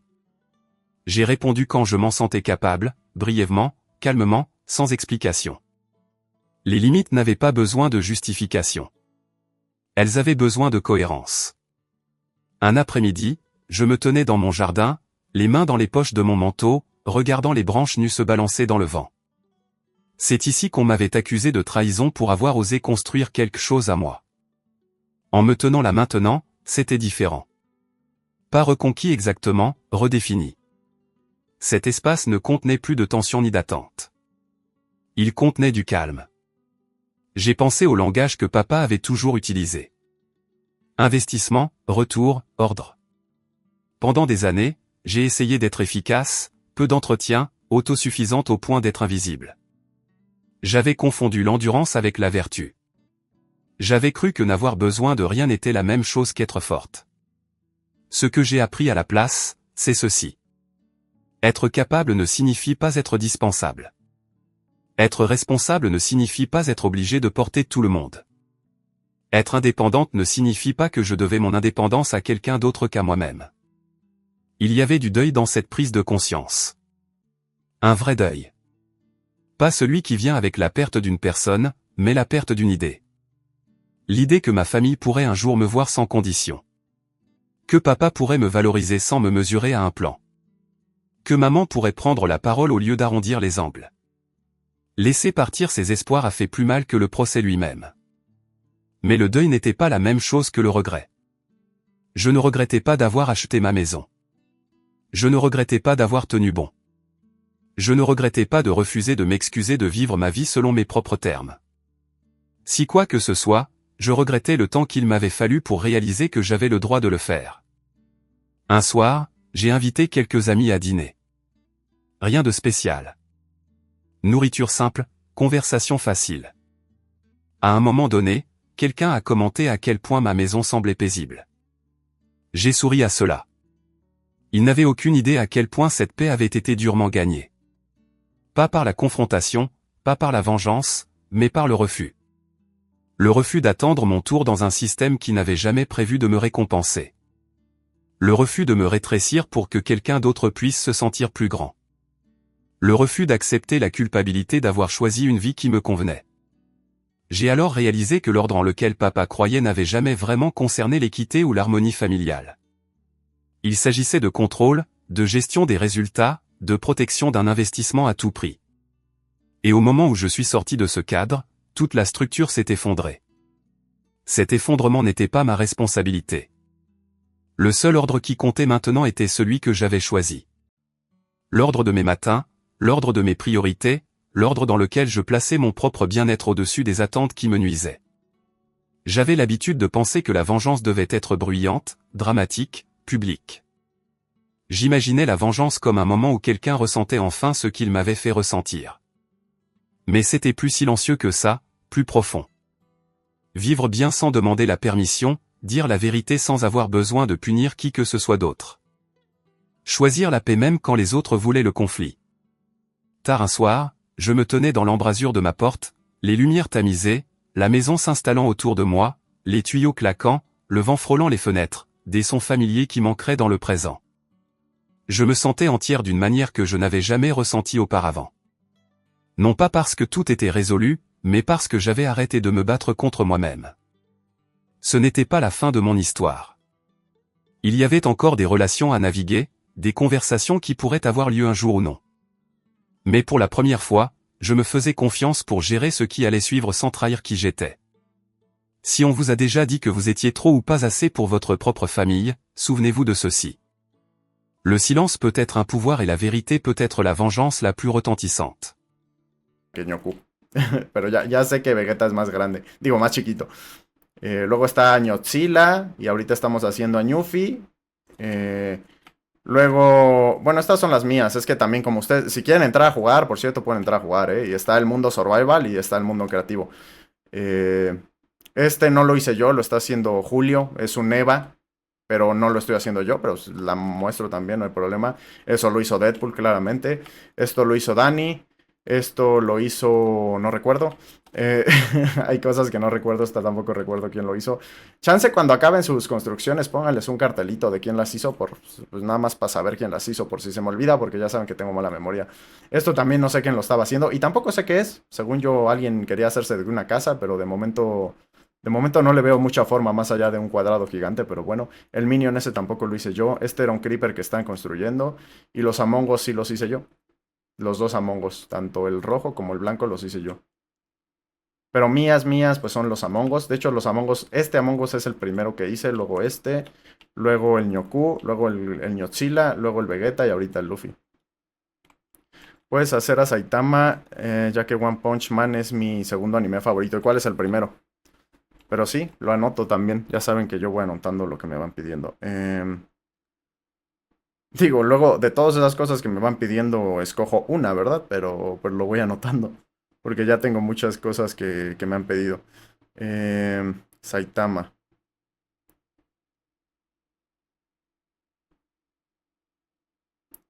Saitama. Y aparte seguramente va a salir el Saitama del anime, que en uno de esos frames que su animación está todo horrible.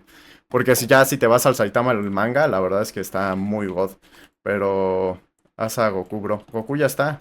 Bueno, Ñoku ya está. Ya lo hizo. Ah, sí, aquí está. Es el primero de este tipo de construcción grandes que hice, por eso no está muy bonito, pero se le quiere. Se lo quiere. Pero sí, en el manga está muy cool, la verdad. Los dibujos del manga son muy buenos y luego está el anime, que bueno, el anime está bien. La primera temporada está muy bien, de hecho, pero ya después ha bajado bastante su rendimiento One Punch. Muchas gracias por el... eres tú. Eres tú, Oscar. Gracias por el follow, Oscar. Mejor te sigo para no perderme tus... Gracias, Oscar. Pensé que... No sabía que no me seguías, pero gracias. Dos...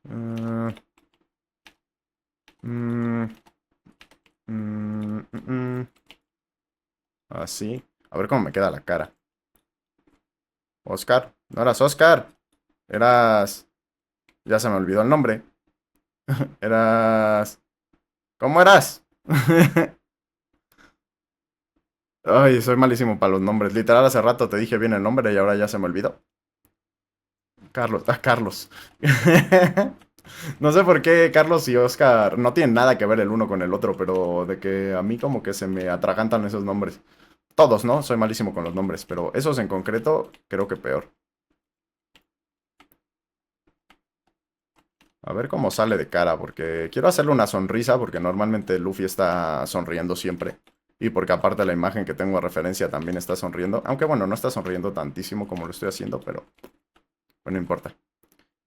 Carlos, bro, no te preocupes. Sí, perdón. Gracias por el tap, Heitan. Ya vengo, Alex, intentaré no tardar tanto, nomás que ceno relento. Sí, no te preocupes, Dani. Cena rico, provechito. Y no te preocupes. No sé cómo le haré los dientes. ¿Algún bloque en la que les pueda hacer cuarzo? ¿Se los hago de cuarzo? O sea, tiene que ser blanco, evidentemente, pero no sé si cuarzo, nieve. Tal vez cuarzo, pero el smooth, este. O tal vez este para que se note la división del cuarzo. Bloque de hueso. Bloque de hueso también podría ser, a ver. Nada más que me da flojera poner el bloque de hueso porque de que tendría que ponerlo así para que no se vea. Pero sí, a ver, por poder puedo. Otra opción, claro, es no hacerle los dientes y nada más hacerle una sonrisita ahí medio normal, ¿verdad? No hace falta que le haga una sonrisa como tan marcada. Depende cómo se ve. Si veo que se ve muy raro, igual y no le hago la sonrisa así, se la hago un poco más normal. Quiero ver, para darle profundidad así y luego así. A ver.